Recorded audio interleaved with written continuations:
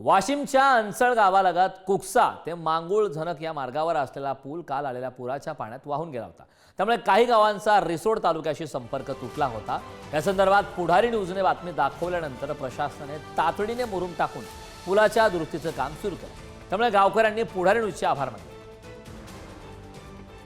दृश्य आपण पाहतोय, काल पुरात हा रस्ता पूर्णपणे वाहून गेला होता आणि त्यानंतर पुढारी न्यूजने बातमी दाखवल्यानंतर आता त्याची दखल घेण्यात आली। आज मुरुम टाकून रस्ता दुरुस्तीचं त्या ठिकाणी आता काम सुरू आहे।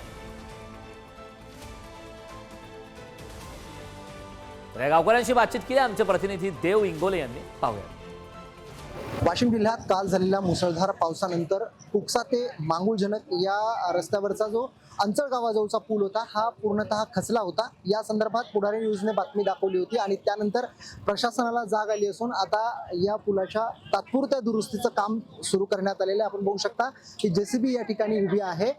गेल्या अनेक तासांपासून हा जो मार्ग आहे हा बंद होता, त्यामुळं चारचाकी वाहनं या ठिकाणावरनं जात नव्हती आणि त्यामुळे नागरिकांना मोठ्या अडचणींचा सामना करावा लागत होता। अखेर आता याची दुरुस्ती करण्यात आलेली आहे। आपल्यासोबत काही नागरिक आहेत। दादा, काय सांगाल? आता पुढारी न्यूजने बातमी दाखवल्यानंतर दुरुस्ती सुरू झालेली आहे, काय वाटतं तुम्हाला?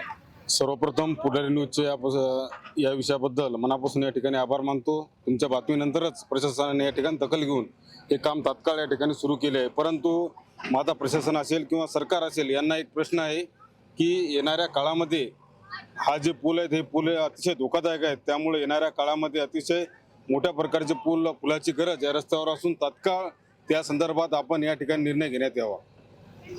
पुलाची दुरुस्ती तर सुरू झालेली आहे, मात्र या पुलाची उंची वाढवून याचा कायमस्वरूपी प्रश्न मिटवावा अशी मागणी इथल्या नागरिकांनी केलेली आहे। देव इंगोले, पुढारी न्यूज, अंचळ, वाशिम।